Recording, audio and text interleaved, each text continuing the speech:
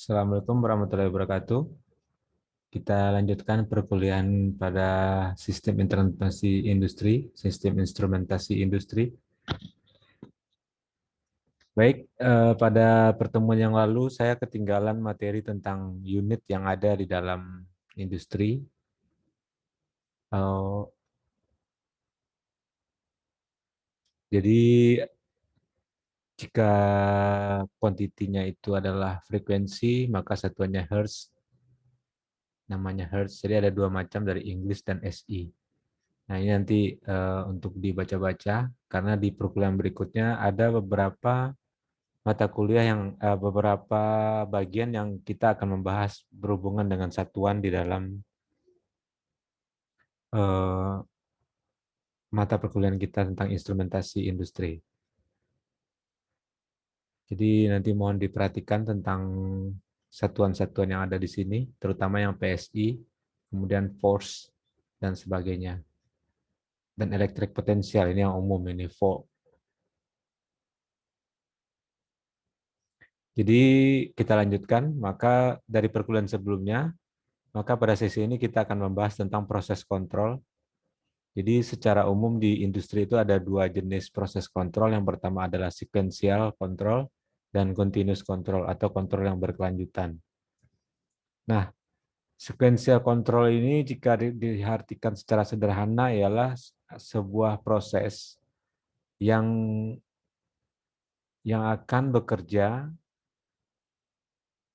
mengikuti proses yang ada sebelumnya. Atau dengan kata lain, sebuah proses yang memiliki aturan tertentu mengenai urutannya. Jadi jika ada proses A, B, C, D, sequential itu akan terlebih dulu mengerjakan A, jika A selesai akan mengerjakan B, jika B selesai akan mengerjakan C. Seperti itu.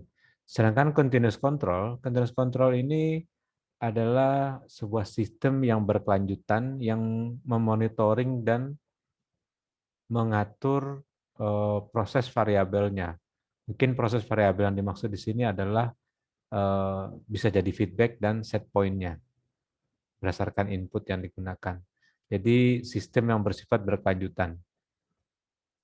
Jadi sangat berbeda dengan sequential tadi. Kalau sequential dia suatu proses, misalkan ada 4 proses, itu dia memiliki aturan yang harus dilalui siapa yang duluan, siapa setelahnya, dan siapa berikutnya.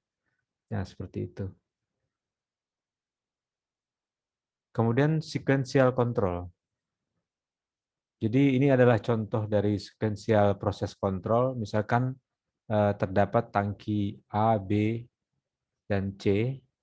Nah, jadi proses ini seperti kita lihat, maka jika dilihat dari sisi kiri, maka ini akan memulai proses dari tangki A ke tangki B dan ke tangki C. Maka ini urut-urutannya adalah pertama buka valve di A, kemudian isi tangki A. Nah, jika tangki A penuh, maka akan memberikan feedback sinyal dari level sensor itu mengatakan bahwa valve-nya harus ditutup sehingga tidak akan menambah cairan yang masuk ke dalam tangki A. Nah, setelah tangki A terisi penuh, maka valve-nya di tangki B akan terbuka. Maka dengan otomatis tangki B juga akan terisi. Nah, sama prosesnya jika ini sudah penuh, tahunya penuhnya adalah karena memiliki feedback signal yang membaca level ketinggian cairan yang ada di dalam tangki B. Nah, jika penuh, maka akan memberikan feedback, maka valve di B akan ditutup. Dan jika A dan B telah tertutup, berarti urut-urutannya sudah sesuai dengan aturan tadi.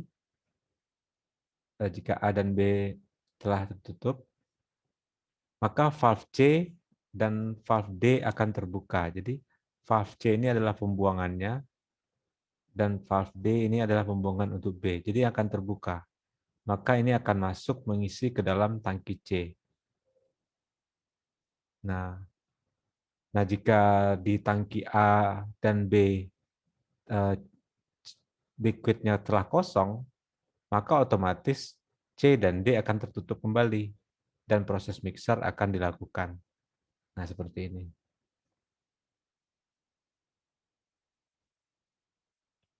Nah, di sini di dalam buku misalkan contohnya ini untuk memixkan dua buah jenis cairan sehingga dihasilkan nanti jika proses selesai maka outputnya akan keluar melalui valve F ini.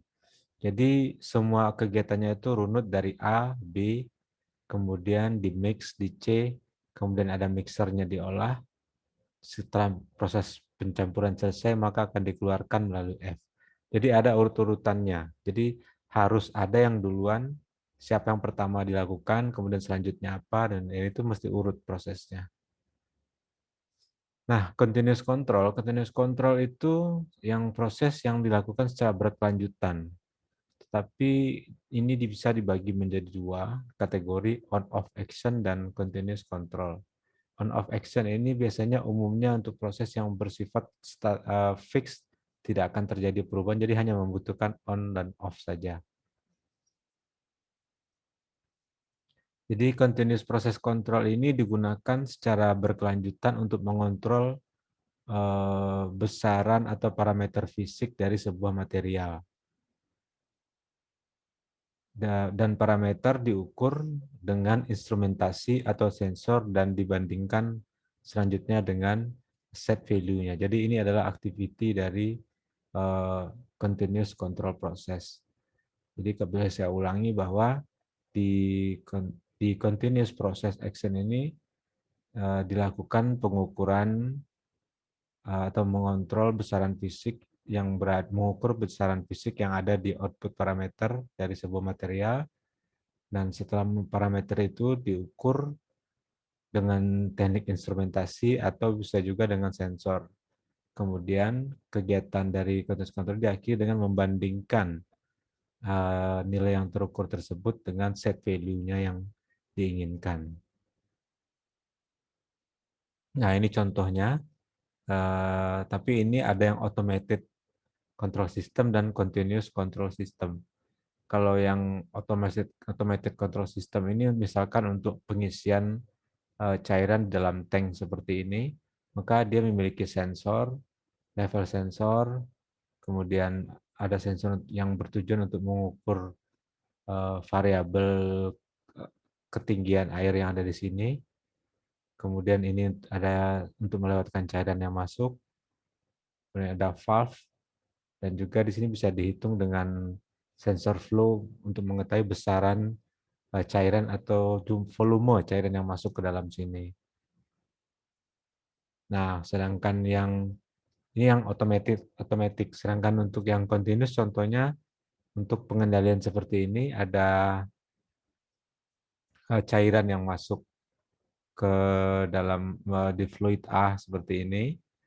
Kemudian dia memiliki controller. Controller ini juga membaca nilai selisih yang ada di fluid A, kemudian membaca selisih yang ada di fluid B. Kemudian ini akan mengatur valve yang ada di B ini, sehingga nanti dia akan tercampur cairan ini. Dan ini berkelanjutan prosesnya dengan memperhitungkan nilai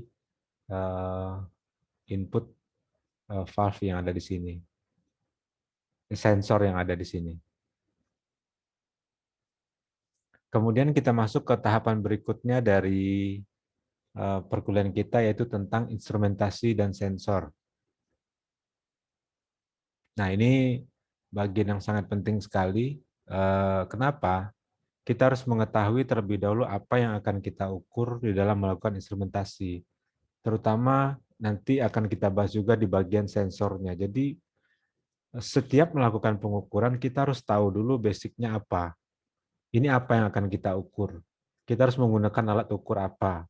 Harusnya hasilnya seperti apa. Nah, jadi kita harus memprediksikan terlebih dahulu. Jangan sampai nanti dalam teknik instrumentasi itu kita salah menggunakan alat ukur karena tidak tahu apa input yang digunakan. Nah, hal yang sering terjadi itu adalah kita tidak tahu bahwa yang kita ukur itu misalkan yang paling fatal itu memiliki arus DC. Nah, kita set alat ukur pada arus AC. Kalau itu mungkin nggak terlalu parah. Yang parahnya itu input yang diukur itulah AC, alat ukur kita DC. Nah, ini kan kacau. Jadi kita harus mengetahui dulu apa itu tentang instrumentasi, kemudian cara pembacaannya, dan bagaimana cara menghitung error yang muncul di instrumentasi tersebut. Karena nantinya ini akan terpakai juga pada perkuliahan praktikum instrumentasi dan praktikum labor analog. Nah, jadi di dalam pemilihan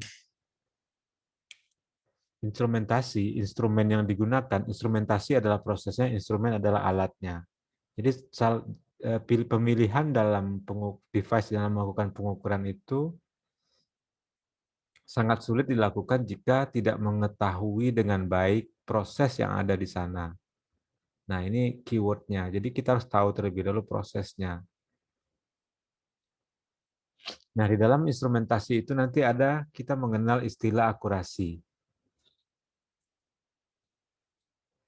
Akurasi dari sebuah alat ukur atau sebuah perangkat itu adalah error yang muncul akibat perbedaan nilai yang terbaca dengan nilai yang sesungguhnya. Nah, jadi akan muncul error. Jadi actual value itu nilai sesungguhnya, indicated value adalah nilai yang terbaca atau the reading value.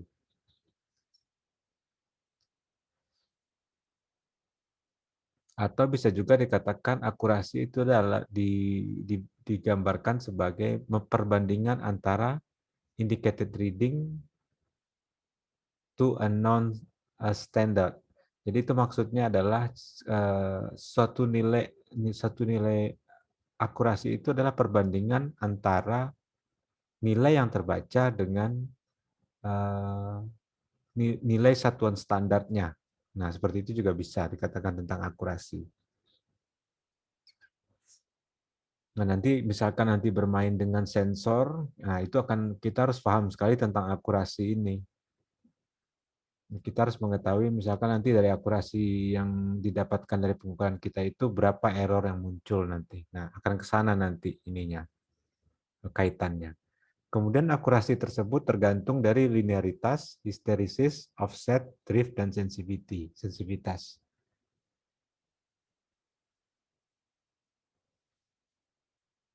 Nah, biasanya hasil dari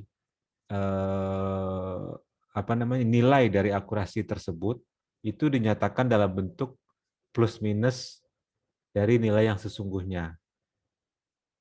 Atau bisa juga dispesifikasikan ke dalam bentuk persentase. Jadi ada lambang plus minusnya, berarti itu bisa kurang bisa lebih nilainya dan diikuti dengan persentase. Reading, percentage of reading, kemudian span range-nya dan full scale reading atau FST namanya. Nah, dan itu nilai akurasi tersebut dituliskan dalam absolute value. Jadi nilai yang genap. Nah, itu tentang akurasi dari halaman ini. Berikutnya, kita masuk ke halaman berikutnya itu. Nah, ini adalah contohnya. Contoh perhitungan akurasi dari sebuah pengukuran. Dimisalkan sebuah sensor tekanan memiliki range-nya itu rank kerjanya 25 sampai dengan 150 PSI. Nah, makanya tadi di awal saya ingatkan kembali adik-adik bahwa satuannya itu adalah tadi PSI bahasa Inggrisnya. Nah, pertanyaannya, coba jelaskan, spesifikasikan error saat melakukan pengukuran di 107 PSI atau PSI. Jika akurasi alat ukur itu adalah lebih kurang 0,5% dari span. 0,5% dari span ini maksudnya adalah 1,5% dari rank pengukuran yang bernilai 25 sampai dengan 150. Kemudian yang B, jika akurasi alat ukur itu 2% dari nilai maksimalnya, dari full scale-nya, berarti 2% dari 150. Kemudian yang ketiga adalah 1,3% dari pembacaannya. Nah, ini maksudnya nilai kita sudah mulai bisa memprediksi nanti kira-kira kisaran errornya itu berapa yang muncul dari pengukuran kita. Nah, yang kita bahas yang pertama, error yang muncul jika memiliki 1,5% dari range, maka itu dapat diukur dengan 0,015 atau 1,5% itu dikalikan dengan range dari 150 hingga 25. Jadi nanti dikurangkan dulu nilai 150 dan dikurangkan dulu dan dikalikan dengan 0,015. Nah, itu adalah nilai errornya. Jadi bisa jadi saat pengukuran itu muncul nilainya itu adalah 108,88 PSI atau bisa jadi nilainya itu adalah 106, sekian-sekian PSI. Nah, begitu untuk mencari nilainya. Kemudian yang kedua, poin yang ke B, berapakah error jika 2% dari skala penuhnya. Jadi kalau 2% dari skala penuh, kita tinggal mengalihkan 0,02 dikali dengan 150 PSI. Atau 0,02 ini didapatkan dari nilai ini tadi. Nah, nilai ini. Kemudian jika ditanya adalah berapakah error dari jika didapatkan nilai ketentuan itu 1,3% dari pembacaan, maka tinggal dikalikan saja.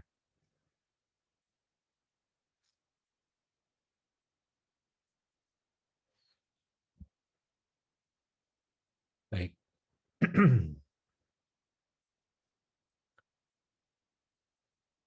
Kemudian contoh kedua, jika sebuah pressure sensor memiliki akurasi sebesar 0,2,2% dari pembacaan dan transfer function-nya adalah 27 mV per kPa. Jadi transfer function di sini maksudnya adalah besarnya perubahan dari milivolt itu untuk 1 kPa-nya berapa. Jadi maksudnya jika 1 kPa itu maka akan bernilai sama dengan 27 mV. Nah, pertanyaannya, jika output sensor adalah 231 mV, maka berapakah range dari tekanan yang akan nilai tekanan yang muncul saat dilakukan pengukuran. Berarti poin-poin yang ada di sini adalah yang harus kita pahami bersama.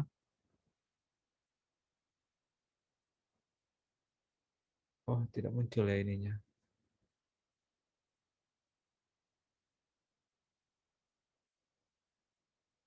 Jadi di sini poinnya adalah bahwa di bagian sini, nah di sini itu diketahui memiliki nilai range error-nya adalah 2,2% dari pembacaan.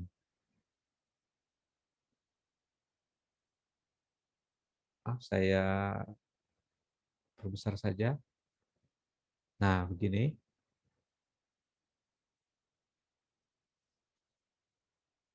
Jadi dia memiliki 2,2% di sini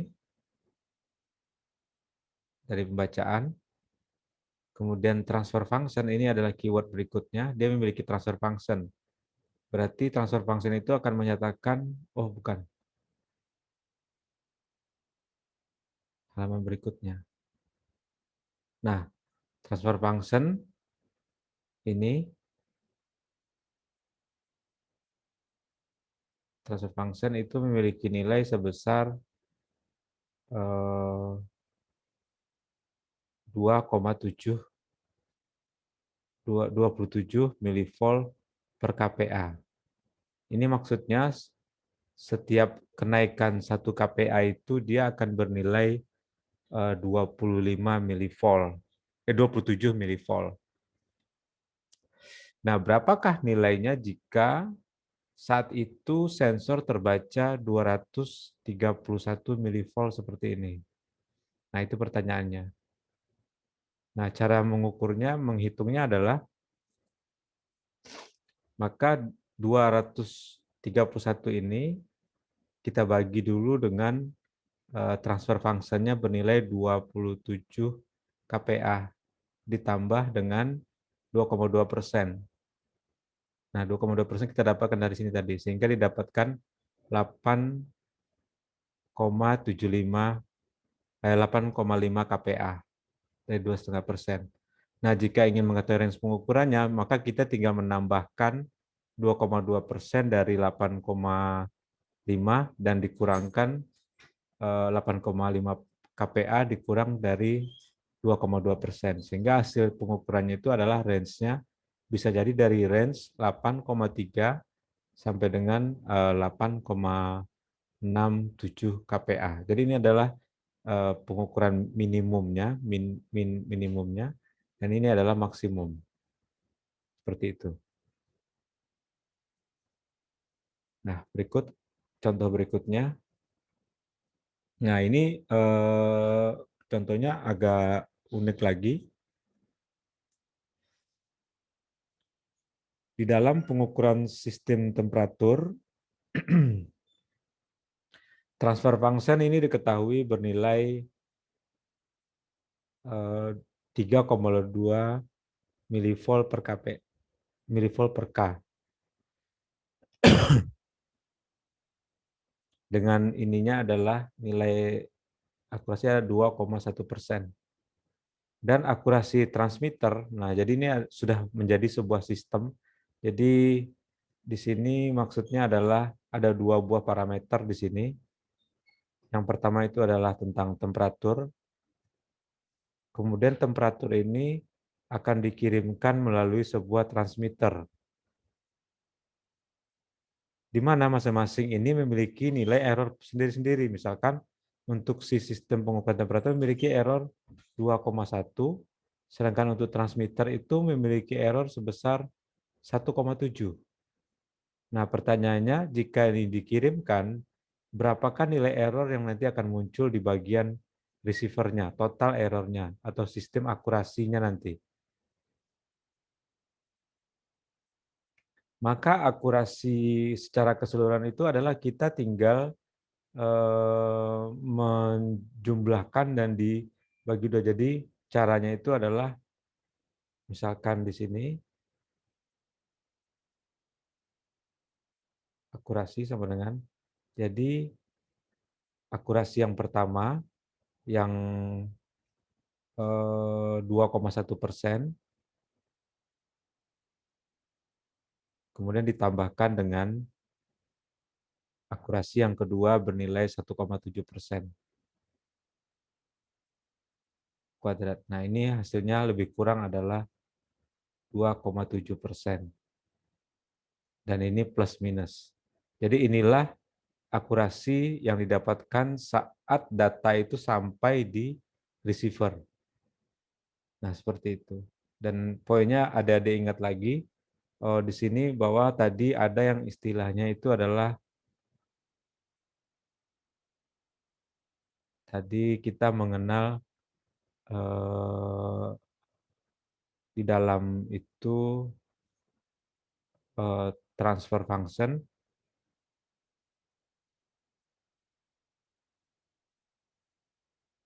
Transfer function ini adalah nilai yang menentukan perubahan dari besaran besaran apa namanya itu fisiknya. Misalkan ini kan sensor, kalau misalkan tadi itu ada di contoh sebelumnya itu adalah berhubungan dengan kPa, tekanan. Nah, ini bisa mewakili tekanan diwakilkan, perubahan tekanan diwakilkan terhadap satuan listrik, atau iya dalam satuan listrik. Makanya ini misalkan di sini nilainya adalah kPa, maaf, kPa, maka ini akan menjadi nilai besaran listrik milivolt. Sama juga mungkin adik-adik bisa pernah dengar tentang sensor suhu. Dulunya nih saya kebetulan sering pakai LM35. Nah, LM35 itu memiliki transfer function 1 derajat sama dengan, kalau saya nggak salah itu 5 milivolt, kalau saya nggak salah dulu. Nah, ini maksudnya setiap kenaikan 1 derajat, maka tegangannya akan bertambah 5 milivolt. Jika tegangannya adalah 2 derajat suhunya, maka ini akan menjadi 10 milivolt. Nah, case-nya akan sama dengan KPA tadi. Ini tadi. Jika KPA-nya bertambah, maka tegangannya juga akan bertambah atau linear. Maka ini ditanyakan di sini adalah bagaimana jika kalau misalkan tadi saya membuat perbandingnya adalah di sini adalah tekanan di sini KPA, bagian sini adalah milivoltnya. Nah, jika kita bisa menyebutkan bahwa 1 KPA sama dengan di sini adalah 27 milivolt. Nah, bagaimana jika di sini bernilai 231 milivolt? Nah, berarti yang ditanyakan nilai KPA-nya berapa? Yang mungkin terjadi saat dilakukan konversi ini tadi. Maka caranya seperti ini tadi. Seperti yang saya jelaskan sebelumnya ini. Tinggal dibagikan, kemudian ditambahkan dengan nilai akurasinya. Baik, ini sudah. Nah, sekarang kita masuk ke poin linearity. Linearitas dari sebuah sistem kontrol.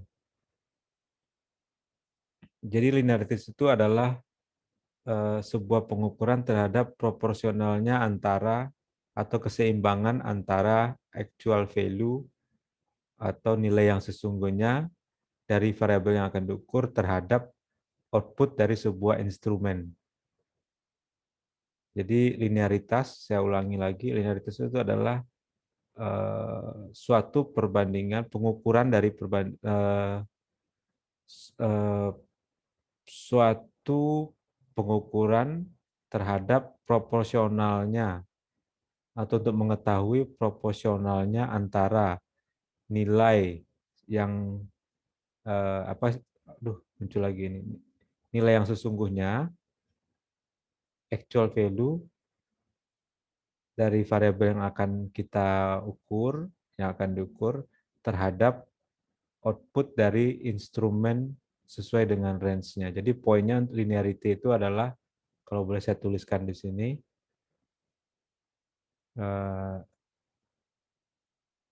linearity itu poinnya adalah yang pertama actual value atau nilai yang sesungguhnya. Jadi proporsionalnya antara nilai yang sesungguhnya yang akan diukur terhadap output yang dihasilkan oleh alat ukur. Seperti itu. Jadi linearitas itu dipengaruhi oleh dua nilai itu. Proporsional atau tidaknya nilai yang sesungguhnya terhadap hasil pengukuran. Nah, kira-kira begitu yang lebih gampangnya, sesuai dengan operating range-nya atau rank pengukuran si alat ukurnya tadi. Nah, ini adalah grafik, contoh grafik dari kurva linearitas dari sebuah sensor di sini.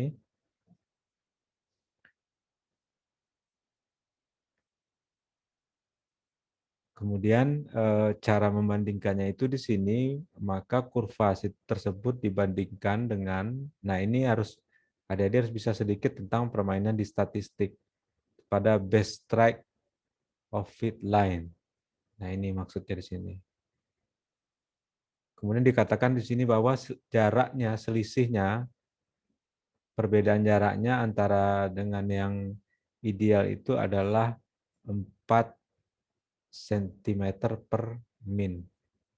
Dan FSD-nya itu adalah 4%. FSD yang kalau misalkan masih ingat itu adalah full scale-nya tadi. Nah, ini ada kita perhatikan di sini, ini adalah grafiknya. Nah, yang garis yang tidak putus-putus itu adalah nilai sesungguhnya. Ya, nilai yang sesungguhnya. Kemudian yang putus-putus ini adalah best fit linearnya. Jadi kelinearitasan dari grafik itu sendiri. Ini nanti berkaitan kalau misalkan adik-adik pernah mencobakan di dalam Excel. Di dalam Excel itu ada, misalnya saya pakai ini untuk mencari linearitas sebuah sensor, paling gampang untuk memformulakan. Nah, jadi misalkan hanya diketahui hanya ini, misalkan contoh Diketahui hanya ini poinnya, kemudian ada lagi poin di sini, ada lagi poin di sini, poin di sini.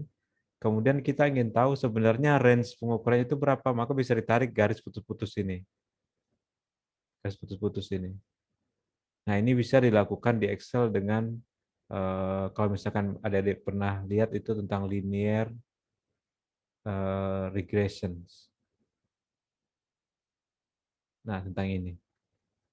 Jadi kita bisa mengetahui sebenarnya itu range-nya itu berapa mainnya si kurvanya itu tadi. Ini bisa kita lihat di sini. Dan ini poin yang flow tadi yang disebutkan di soal. Dan outputnya ini dalam for yang ini. Nah, ini adalah contohnya lagi, tapi ini berkaitan dengan sensitivity. Sensitivitas itu adalah suatu pengukuran terhadap perubahan output dari sebuah instrumen untuk perubahan terhadap perubahan variabel yang diukur atau dikenal dengan transfer function. Nah, ini yang tadi kita bahas tentang transfer function. Oh, bukan. Ini. Nah, ini transfer function. Jadi sensitivitas itu adalah sebuah pengukuran terhadap perubahan dari output instrumen terhadap eh, eh, variabel yang diukur. Nah, ini bisa besaran analog di sini. Ya, makanya kalau dalam pengertian sensor dan aktuator ini yang dibahas terlebih dahulu. Mana yang sensor, mana aktuator, fungsi sensor itu apa namanya, pengertian sensor itu apa, aktuator itu apa. Atau mewakili sensitivity itu suatu pengukuran terhadap perubahan output dari instrumen terhadap perubahan variabel yang akan diukur. Seperti itulah kira-kira pengertiannya. Dan bisa juga dinamakan sebagai transfer function di sini. Nah, sebagai contohnya ada di sini. Sebagai contoh, ketika output dari transducer, flow transducer, memiliki perubahan 4,7 mV untuk setiap perubahan flow-nya itu sebesar 1,3 cm per second. Dan sensitivitasnya adalah diketahui di sini 36 mV per cm per second. Nah, di sini contohnya adalah sebuah digital alat ukur memiliki 10 bit akurasi. Nah, ini harusnya sudah dapat teori tentang perhitungan bit ini. Nah, jika menggunakan dari parameter yang di atas tadi, dari poin-poin yang dijelaskan di atas ini, maka dilakukan sebuah pengukuran dengan alat ukur yang memiliki resolusi akurasinya adalah 10 bit ADC-nya. Berapakah resolusi untuk jarak 16 volt? Itu pertanyaannya. Maka harus diketahui dari soal ini dulu, si digital voltmeter itu ada memiliki 10 bit akurasi, maka perhitungannya adalah 2 pangkat 10. Maka ada 1024 kemungkinan hasil pengukuran bitnya untuk bitnya. Maka resolusi dapat diukur dengan cara 16. 16 ini adalah nilai voltnya dibagi terhadap jumlah bit akurasi di dalam digital voltmeter atau sekitar 15,6 mV. Nah, ini artinya apa? 15,6. Berarti setiap kenaikan 1 bit dari alat ukur itu, dia akan memiliki nilai 1 bit itu akan memiliki nilai 15,6 mV. Nah, kalau misalkan bingung, adik-adik saya jelaskan begini. Misalkan ini 1, 2, 3, di sini aja. Maksudnya itu ingin mengetahui ini 1, 2, 3, 4, 5, 6, 7, 8, 9, 10. Nah, ini kan kalau desimalnya kan 1 desimal ya. Dan ini binary-nya. Nah, misalkan dia bernilai ini, maka nilai kenaikan 1 bitnya itu dihargai dengan 15,6 milivolt. Bagaimana jika alat ukurnya itu terbaca 1, 0 begini?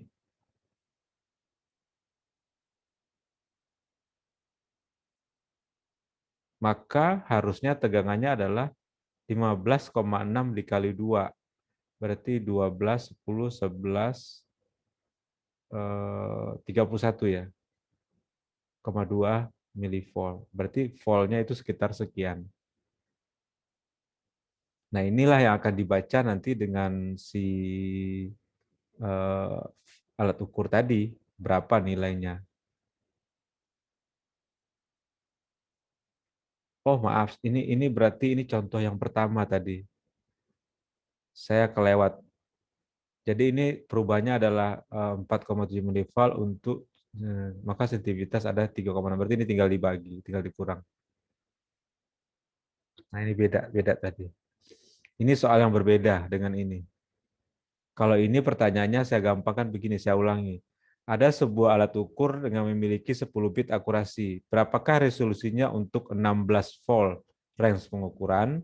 Nah, berarti kita harus tahu berapa nilai maksimal dari alat ukur itu, nilai bitnya. Nah, ini misalkan kalau misalkan seandainya alat ukurnya itu ada 8 bit, maka ini adalah 2 pangkat 8. Berarti ini sekitar 256. Ya. Karena dia pangkat 10, maka nilai bit pengukurannya itu adalah digitalnya itu ada 1,024. Ini kalau adik-adik sadar ini berkaitan sekali dengan perkuliahan ADC yang mungkin pernah didapatkan sebelumnya. Maka berkaitan ke sini. Maka alat ukur ini jika dapat input sebesar, misalkan ini alat ukur digitalnya, ini input tegangan di sini, jika dapat tegangan 15,6 milivolt, maka alat ukur ini akan mengatakan nilainya adalah 0,000456781. Jika diukur tegangan 31,2 milivolt, maka ini akan di belakang ini akan berganti menjadi 1,0. Jika 1,1, maka tinggal tambahkan saja ini. Berarti kita bisa memprediksi berapa sih sebenarnya keluaran dari apa namanya tadi si sensor ini tadi.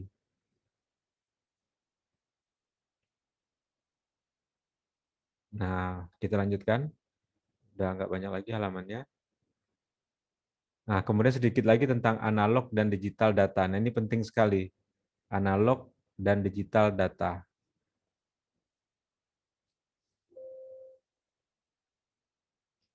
Jadi, analog data itu adalah, kalau secara bahasanya di sini,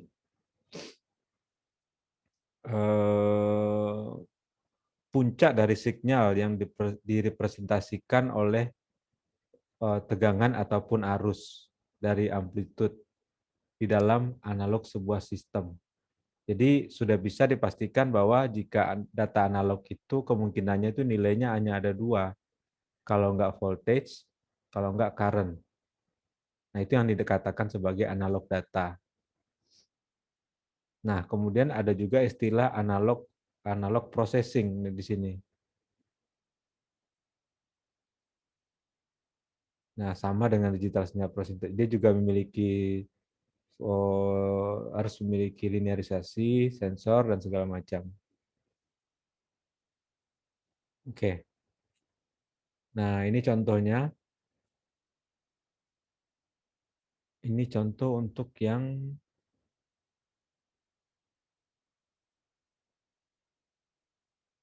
jika pressure sistem memiliki range 0 sampai dengan 75 kPa.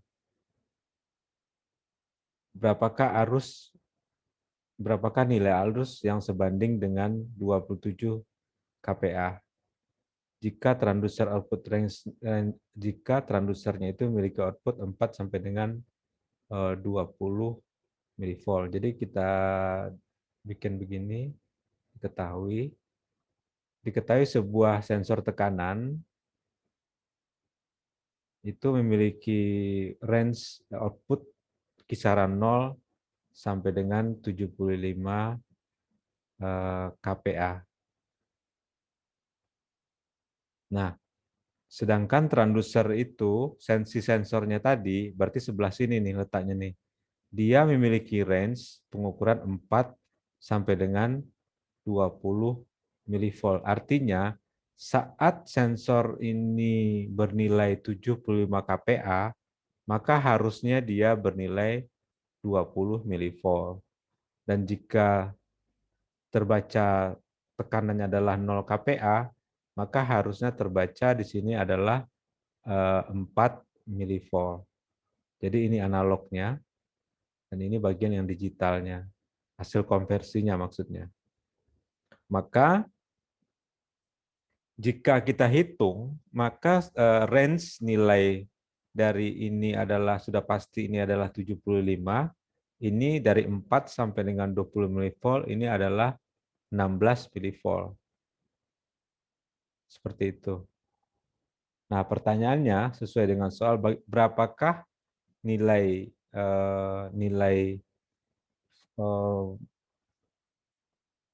salah saya, ini bukan milivolt tadi, ampere ya, salah. Sorry. Ini ampere, ini ampere. Ini ampere. Nah, berapa miliampere kah jika tekanan terukur itu 27 kPa. Nah, misalkan 27 kPa, harusnya sensor kita membaca berapa? Nah, kasarnya begitu. Jika diartikan dalam bahasanya. Nah, jadi cara menghitungnya itu gampang sebenarnya. Tinggal kita bagi saja. Berarti kita bagi dari 27 tadi dibagi dengan 75. Jadi nilai maksimumnya ini nilai yang akan dicari 27, kemudian dikali dengan 16. 16 itu adalah nilai miliampere. Ini tadi. Dan sini. Maka nanti hasilnya itu kita tambahkan dengan 4. Kenapa? Karena hasil pengukuran tidak dimulai dari 0. Karena kan hasil pengukurannya kan dari 4 di sini. Ya. Jadi ini kan 16 milivolt, 16 miliampere, tapi ini dimulai dari 4. Kalau kita masukkan karena ini range-nya dari 0, itu kan tidak bersesuaian nanti. Makanya hasil dari 27 dikali 27 dibagi 75 dikali 16, itu kita tambahkan dengan 4, jadi hasilnya bisa bergeser ke sini. Karena kalau misalkan tidak, dia hasilnya nanti dari sini sampai 16 miliampere. Sedangkan alat kita itu range-nya adalah 4 miliampere sampai dengan 20 miliampere. Maka supaya untuk ini bersesuaian hasil dari perhitungan ini kita tambahkan dengan nilai offsetnya. Offsetnya adalah 4 miliampere sehingga didapatkan hasilnya adalah 9,76 miliampere begitu.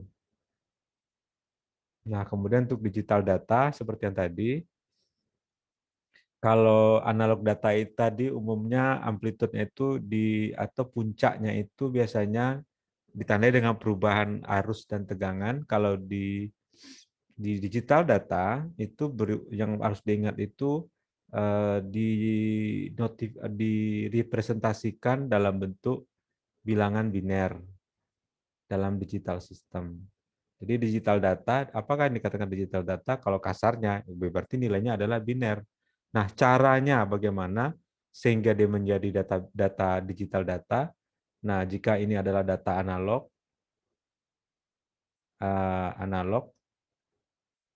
kalau misalkan masih ingat analog itu tadi ini ada volt atau ampere. Nah, bagaimana caranya dimasukkan ke sesuatu device atau suatu sistem hingga ini menjadi digital.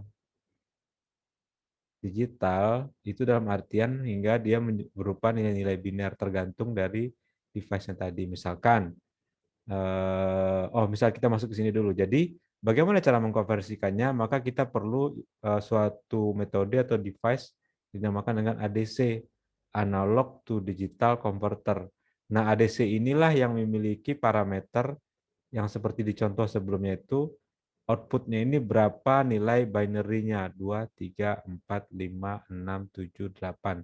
Nah, misalkan ada 8 bilangan biner di sini, 8 output di ADC-nya, maka dia akan munculkan 1, 2, 3, 4, 5, 6, 7, 8. 8 bilangan biner juga. Jadi nilai ini adalah nilai MSB-nya, dan ini adalah nilai LSB-nya. Seperti itu. Nah, jadi nilai yang tadinya analog yang berupa volt ataupun ampere tadi, dengan bantuan ADC, dia akan menjadi bilangan digital atau digital data atau binary data. Besarnya pengkonvernya tergantung dari si ADC-nya sendiri. ADC-nya mau menggunakan ini resolusinya 8 bit, bisa jadi 10 bit, bisa jadi 12 bit. Nah, itu pengaruhnya nanti di dalam pengurangan. Makanya di contoh sebelumnya tadi, tapi di situ tidak disebutkan ADC, tapi tersirat itu adalah ADC. Karena di contoh soal kita sebelumnya, dia mengatakan bahwa, mana tadi? Nah, ini, digital meter. Nah, ini kan digital meter, ini kan dia pasti ada ADC-nya, karena yang diukur adalah besaran analog yang keluar berupa angka yang tampil di LCD. Berarti sudah pasti di sini ada ADC. Nah, ADC-nya di sini memiliki akurasi 10 bit. Berarti ada 10 bilangan binary, susunan bilangan biner nanti di dalam outputnya. Nah, sama case-nya seperti ini tadi. Nah, misalkan tadi itu adalah ini, maka ada 10 bilangan, range-nya itu ini yang paling kecil, bilangannya ini yang paling besar. Berarti kalau ADC tadi dia adalah 1, 2, 3, 4, 5, 6, 7, 8, 9, 10. Berapa nilai maksimal ADC-nya? Maksimal ADC-nya berarti kan ini jika ini terukur penuh semua. Jadi dari 1, 1, 1, 1, 1, 1, 1, 1, 1, 1. Berarti nilainya adalah 1023 maksimal. Loh, kalau 1023, Pak, padahal tadi di sana nilai 1024. Jadi 1024 itu adalah jika pangkat 10, jumlah bilangan yang dihasilkan dari kombinasi 2 pangkat 10, itu ada 1024 bilangan. Karena dia berhitung dari 0. Tetapi bilangan tertingginya adalah 1023. Sama halnya tadi misalkan ADC-nya adalah 2 pangkat 8. Berarti ini hasilnya adalah 256. Berarti ada sebanyak 256 angka biner nanti yang dihasilkan oleh si ADC tadi. Tapi 256 kombinasi bilangan desimal. Tetapi bilangan tertingginya di sini adalah 255 seperti itu. Bahkan ada juga kalau misalkan ada perhatikan nanti di mikrokontroler ada ADC-nya 2 pangkat 12. Nah, ini yang lebih sensitif lagi, 65.000 sekian sekian sekian hasilnya. Nah, baik, jadi ini akhir perkuliahan kita tentang ADC. Seperti biasa, silakan nanti diuploadkan sedikit kesimpulan tentang perkuliahan kita dari perkuliahan ini saja, jangan di-copy dari internet. Nah, tapi poin-poin yang ada di dalam pembahasan kita hari ini. Misalkan tadi proses kontrol itu ada beberapa bagian, kemudian apa ya dalam bahasa Indonesia ya, apa itu continuous sequential control, apa yang continuous, sequential itu berarti dia memiliki urutan tertentu untuk dilakukan. Berarti ada yang pertama, ada yang kedua, ada yang ketiga, ada yang kesekian. Kemudian continuous ini adalah proses yang berurutan, proses yang dilakukan secara menerus terhadap variabel output yang akan dipantau. Kemudian ini contohnya tadi ada pengisian level tangki di A tadi. Kalau A sudah selesai, maka ini akan tertutup, kemudian ini akan terbuka, maka cairan akan masuk. Kemudian dibaca oleh sensor level di sini, ini sensor levelnya. Jika dia sudah mencapai maksimum, nah ini kan terbaca terus nih oleh ini. Maka dia akan memberikan kode ke sini, udah tutup. Maka ini tutup. Jika ditutup, maka dia akan bekerja berikutnya, sequencernya akan bekerja. Jadi sequencer ini akan memantau terus proses mana yang duluan, mana yang kedua, mana yang ketiga. Jika dia sudah terbaca, oh ternyata ini sudah selesai, maka sequencer akan membuka valve C dan akan membuka valve D, sehingga cairan akan masuk ke sini ke dalam tangki C. Nah, jika ini sudah penuh, sudah penuh, kosong cairan yang di sini sudah kosong, di sini sudah kosong, di sini sudah kosong, maka sequencer akan menutup ini kembali. Jika sudah tertutup, maka sequencer akan menjalankan mixernya. Maka ini akan mengaduk komponen dari sini. Nah, setelah beberapa waktu, ada time-nya, maka mixer akan berhenti, kemudian cairan telah tercampur akan dikeluarkan oleh sequencernya. Maka valve F ini akan terbuka. Nah, seperti itu kira-kira. Nah, kemudian ini tadi contoh yang kontrol tertutup, ada yang automated control system, ada yang continuous control for liquid mixing, seperti itu. Nah, ini tentang instrumentasi tadi, tentang akurasi, apa itu akurasi, kemudian nilai apa aja yang bisa ditanyakan sebagai akurasi, misalkan tadi persentase readingnya, yang diukur adalah nilai span-nya, kemudian nilai full scale, kemudian adalah nilai pembacaan, percentage of reading ini. Mana tadi? Oh ini. Nah ini. Nah yang perlu diingat di akurasi, biasanya nih ciri-ciri akurasi itu dia memiliki ada plus minusnya dan ada angka, bilangan bulat, real, di sini ada persentasenya. Seperti itu. Umumnya, bukan salah. Bukan bilangan bulat. Actual value, process typical good.